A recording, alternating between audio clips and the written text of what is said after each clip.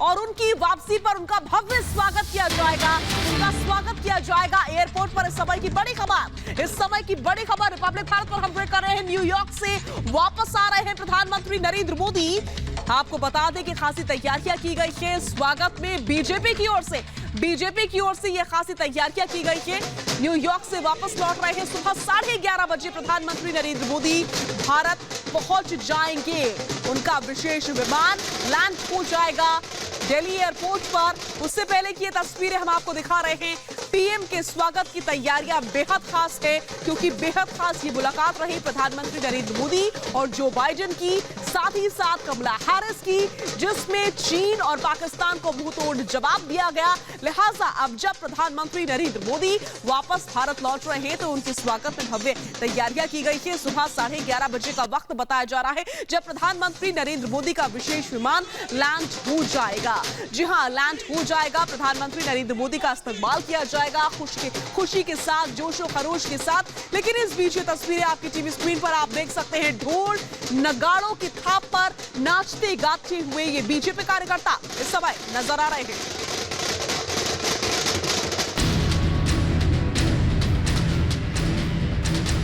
जो देश आतंकवाद का पॉलिटिकल टूल के रूप में इस्तेमाल कर रहे हैं, कि आतंकवाद उनके लिए भी उतना ही बड़ा खतरा है।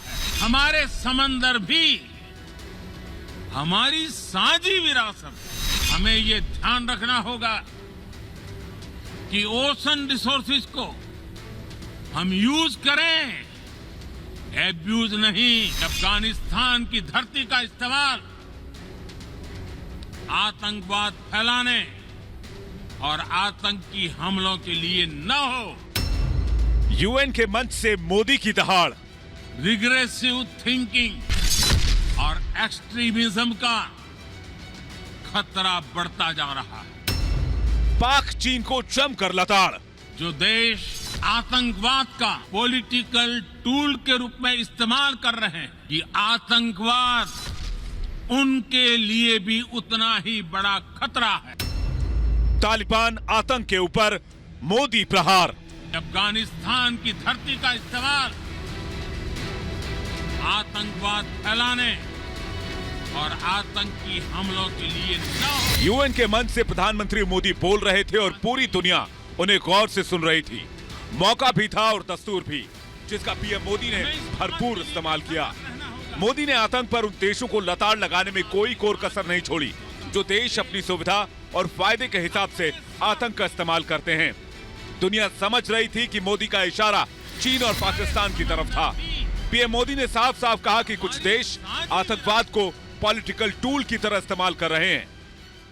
रिग्रेसिव थिंकिंग के साथ जो देश आतंकवाद का पॉलिटिकल टूल के रूप में इस्तेमाल कर रहे हैं, उन्हें ये समझना होगा कि आतंकवाद उनके लिए भी उतना ही बड़ा खतरा है।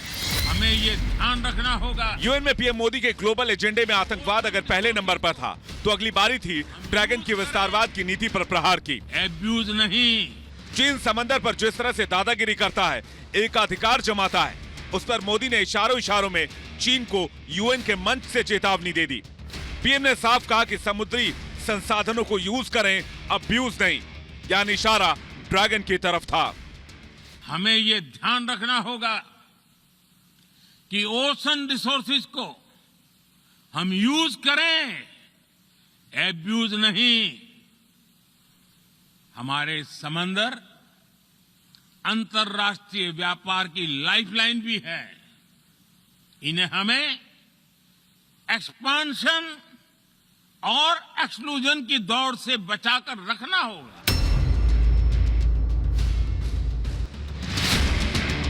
आज पीएम मोदी ने यूएन के मंच से वो कर दिखाया जो शायद दुनिया के बड़े नेताओं को बड़ा सबक देकर जाएगा। 15 अगस्त के बाद से ही अफगानिस्तान के हालात लगातार खराब हुए हैं। वहां के मासूम लोगों को आतंक, बंदूक और बारूद के साए में जीने को मजबूर किया जा रहा है। कई लोगों की हत्या की जा चुकी है। मोदी ने आज यूएन से आम अफगानियों की आवाज उठाई और कहा कि अफगानिस्तान के लोगों को मदद की जरूरत है। दुनिया अफगानिस्तान के हालात से मुंह नहीं मोड़ सकती।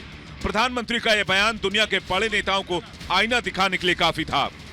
प्रधानमंत्री ने आज जिस तरह से दुनिया भर के संवेदनशील मुद्दों को यूएन जैसे मंच से उठाया, उससे पीएम में एक ग्लोबल लीडर की झलक साफ देखने को मिल रही थी। और एक ग्लोबल लीडर के तौर पर आतंक से लेकर विस्तारवाद और समंदर में एकाधिकार पर पीएम मोदी अंतर्राष्ट्रीय समुदाय का ध्यान खींचने में कामयाब रहे। Bureau report, Republic Bharat.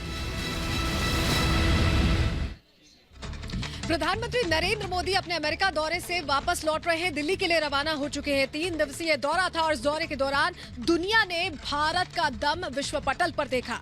प्रधानमंत्री ने जहां एक तरफ आतंक पर कड़ा प्रहार अपने संबोधन के दौरान किया, वहीं साफ तौर पर वसुदेव कुटुंबकम की राह भी दिखाई। वहां से देखिए हमारे senior executive editor Abhishek Kapoor की यह खास रिपोर्ट। प्रधानमंत्री ने भारत की मजबूत लोकतांत्रिक जड़ों का उदाहरण देते हुए बताया कि किस तरह वो खुद एक गरीब चाय वाला होने के बावजूद प्रधानमंत्री बनने का सपना देख सकते थे। न ही सिर्फ सपना देख सकते थे, पर वो प्रधानमंत्री बने और 4 बार आकर भारत के 130 करोड़ जनता का उन्होंने नेतृत्व यहां संयुक्त राष्ट्र संघ में किया। उसके अलावा उन्होंने कहा किस तरह से कोविड प्रबंधन जो भारत ने किया है उससे दुनिया बहुत कुछ सीख सकती है। और खास तौर से जो वैक्सीन की समस्या थी, टीकाकरण की समस्या थी, उसकी सप्लाई की समस्या थी, उसको पार पाकर आज एक ऐसी परिस्थिति आई है जहां भारत कोवैक्स में अपना कंट्रीब्यूशन दे रहा है। उसके अलावा प्रधानमंत्री ने 2 और मुद्दों पर बहुत खास तरीके से अपने अंदाज में उस संबोधन में उनका मेंशन किया। एक तो ये कि आतंकवाद पर जब उन्होंने बात की तो अफगानिस्तान के बारे में जब बात की तो उन्होंने पाकिस्तान का नाम नहीं लिया, पर कहा कि वो देश जो आतंकवाद को अपनी राष्ट्र नीति बनाते हैं वो समझ लें कि वो दूसरों का नुकसान कम, अपना नुकसान ज्यादा करते हैं और करेंगे। उसके अलावा चीन का भी उन्होंने नाम न लेते हुए उसकी विस्तारवादी नीति के सामने उसके विपक्ष दिखाते हुए ये कहा कि देखिए, एक तरफ एक इस तरह की मानसिकता है जो विस्तारवादी है, जो रिग्रेसिव है, एक पुरानी मानसिकता को आगे बढ़ा रही है। दूसरी तरफ भारत की आगे देखने वाली व्यवस्था है, लोकतांत्रिक व्यवस्था है और विश्व को चूज करना है, चुनाव करना है कि वो किस व्यवस्था की तरफ जाना चाहेंगे।